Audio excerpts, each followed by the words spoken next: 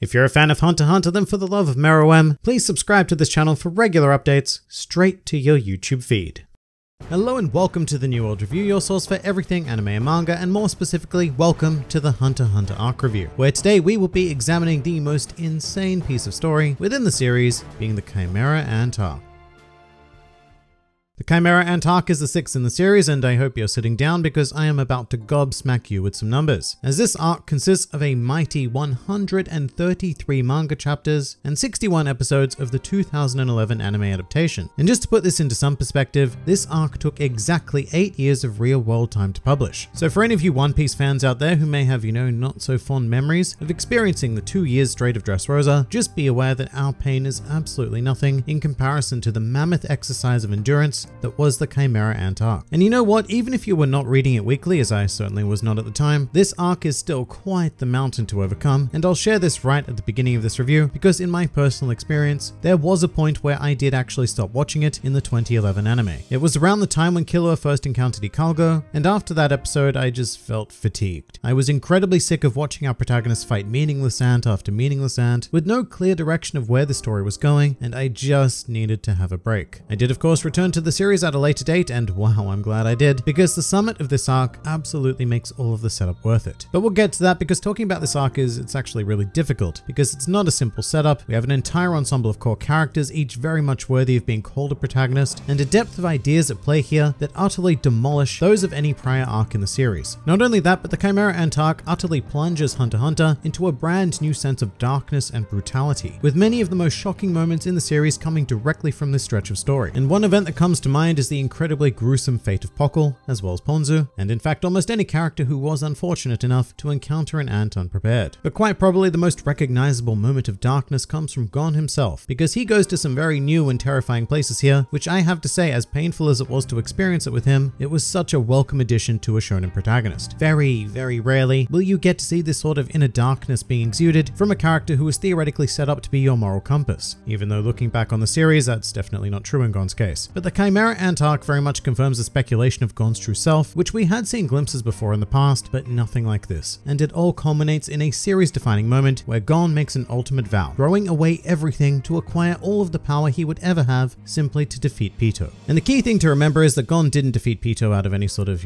necessity. He does it for revenge, pure and simple. He reaches a point where his despair and rage are so profound that he is willing to give up his life to destroy Pitou for this entirely selfish purpose. It is so brilliantly human, and the tragedy that is Gon will always stand out to me as one of the greatest highlights of Hunter x Hunter. So the Chimera Ant arc is automatically elevated simply for containing this. That is far from the only moment that makes this arc though. There's actually so many that I probably won't be able to go over everything. In fact, no, I definitely won't be able to go over everything because I'll be talking for days, but I would also like to highlight Killua immediately because his journey is the exact opposite of Gon's. Killua starts the series in a place of darkness, having been raised as an assassin, but by this point, his empathy and passion shines brighter than anything else in this arc, and in my opinion, Killua becomes the emotional core of everything, outside of Komugi that is. And it's tragic in its own way to follow this boy, who really the only thing he wants to do in this world is protect his best friend, and to see him have to go to such extreme lengths in order to achieve that. Killua is portrayed as almost entirely selfless, and is a perfect counterbalance to Gon in this arc, and the series as a whole. Plus, this is also the arc that highlights his fantastic Nen abilities, and Godspeed in particular is such a great development for him. And one of my favorite arc moments would be where he implemented it against Yuppie. And this arc has so many more stars on the traditional side of the protagonist, but I do need to step back a bit now and talk about the ants, because going into this, I never would have thought that I would be capable of feeling for such beings. I was so incredibly worried that Meruem in particular would just turn out to be an overpowered Cell knockoff, but he actually turned out to be, in my opinion, one of the best written characters in the series, if not literature as a whole. And I know that every other YouTuber has talked about this to death, but Meruem really is the perfect example of how to implement an overpowered villain. At no stage during this arc was Meruem even on the cusp of needing to get serious. So much so that he didn't even really create any Nen abilities. He came naturally equipped with one Hatsu being Aura Synthesis, and he absorbed some abilities from his Royal Guard, but this guy was never even pushed far enough into creating his own Hatsu, which is just mind-boggling to think about. He was just naturally that powerful that he got to almost completely ignore the primary power system of the series. And yet that wasn't even the most interesting thing about Meruem, not even close, because the main source of his character comes from his interactions with Komugi and the gradual realization that there there is value beyond raw strength, as well as the constant questioning of his own perfection, because this character is the closest thing we have to a literal god, aside from someone like Nanika. And yet Meruem still could never even once beat a blind girl in a game of Gungi. And speaking of Komugi, it took me a while to warm up to her in my initial run through of the series, but by the palace invasion and in every subsequent reviewing of the series, I appreciate her more and more, especially when it comes to thinking about her use of Nen. She is an unconscious Nen user who implements her aura only for the purpose of winning Gungi, and the condition that she has placed on herself, which is dying should she ever lose, is so incredible because it shows how Nen can be applied beyond the realm of combat, and to such a high degree as well, that it even surpasses the mental capabilities of a supreme being. And as alluded to before, Komugi also provides an incredible heart to the arc. Her presence provides a dose of humanity at its absolute purest, the best that our species could possibly muster, which exists in stark contrast to characters like Gon or even Netero, who very much explore the darker side of our species. In fact, especially in regards to Netero, because this arc makes it very clear just how morally ambiguous the seemingly joyful old man is. The reality of Netero is that he is an incredibly cruel existence with a profound belief in strength, and even he in the end was operating primarily for his own selfish reasons to find a powerful opponent, which he did. And I have to say that all of the good and evil of humanity aside, Netero versus Meruem is one of my favorite battles that has ever occurred in all of media. In regards to Hunter x Hunter specifically though, it took a huge step up by giving us a glimpse of the pinnacle of power in the series, and one that I'm not sure will ever be equaled. And I think that the 2011 anime did a marvelous job in bringing it to life. As for other primary figures though, the Royal Guard I think serve as more of an antagonistic purpose in this arc than Meruem does. In retrospect, I actually see Meruem as his own protagonist, working through life as best he could, consistently learning and adjusting his instincts. But the Royal Guard were a different story altogether, although most of them do go through a similar sort of journey. The one that comes to mind immediately would of course be Yuppie, who learns to master and apply his rage to better serve the king, but who also comes to an understanding with humanity, at least briefly, and I guess specifically in the case of Knuckle. But that sort of thing was still really great to see because Yuppie had the potential to be just a big dumb strong guy, but in the end he's probably the Royal Guard that I respect the most. With that said, Pito was the one who interested me most though, especially because they were a specialist and they came equipped with some cool abilities and an adorable design, from the very moment they were shown with Kite's severed head. And while Pito was obviously never close to the power of that of Meruem, Pito always came equipped with the feeling that they would use their abilities in a far more sinister way, and just stuff like the warped artistic depiction of them whenever a character was thinking about Pito made them such a uniquely scary presence, which is a fine thing to achieve with such a cutesy design. The ultimate credit I have for Pito though is that I legitimately felt sorry for them when they were being slaughtered by Gon. And after every terrible thing that Pito had done in the series, that is pretty high praise. So another fantastic character there. Puff was the Royal Guard I was definitely the least on board with, even if I do appreciate the story that is being explored through him. You know, the continual doubt of the king and plotting to do what he thinks is in the best interest of him. Interesting stuff, but he was still the one I cared least about. And there are just so many characters who deserve a huge mention, like Moral. I haven't spoken about Moral yet. Or Nov, Knuckle, and Shoot, each of whom had their own series defining moments during this mammoth arc. Not to mention characters like Melioro and Icalgo and Welfin, but going in on all of them would make this arc review as long as the arc itself. So I'd just like to give a broad mention to the fact that the Chimera Ant arc sports what I believe to be the finest cast of characters of any arc of the series, which is utter madness because Hisoka isn't even in it,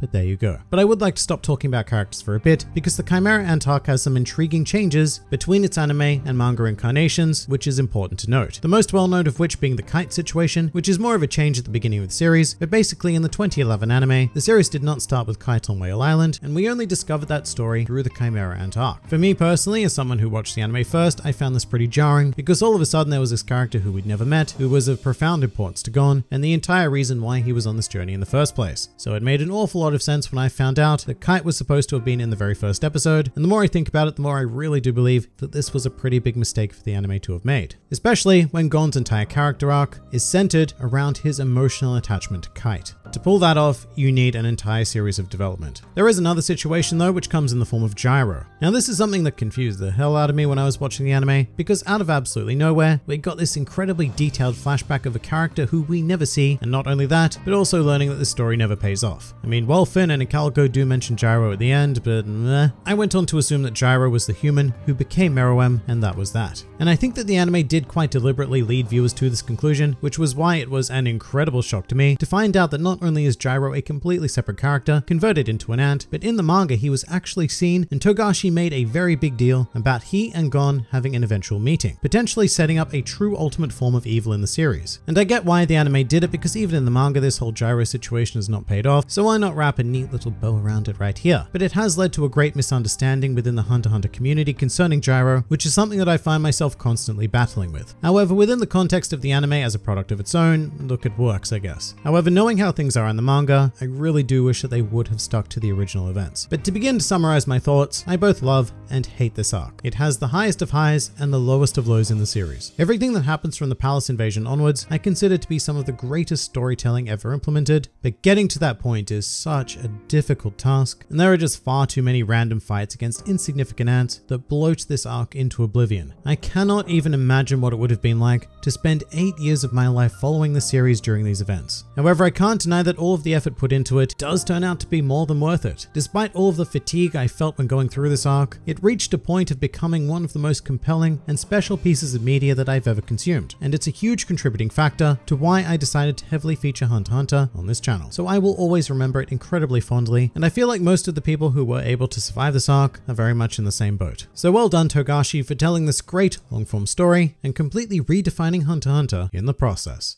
And that pretty much does it for this review of the Chimera ant arc. If you enjoyed this video and the content this channel produces in general, then please do consider donating to the New World Review Patreon, because the support of all of you amazing people is what continues to make this channel possible. And if Patreon isn't quite your style, then please do leave this video a like, share, or subscribe, because it also helps support this channel an incredible amount. And if you'd like to join the fun at any time, then please do head over to my Discord server, where a wide array of shenaniganry takes place on a daily basis. And finally, please do comment with your thoughts on the Chimera ant arc. This has been the New World Review, and I'll see you next time.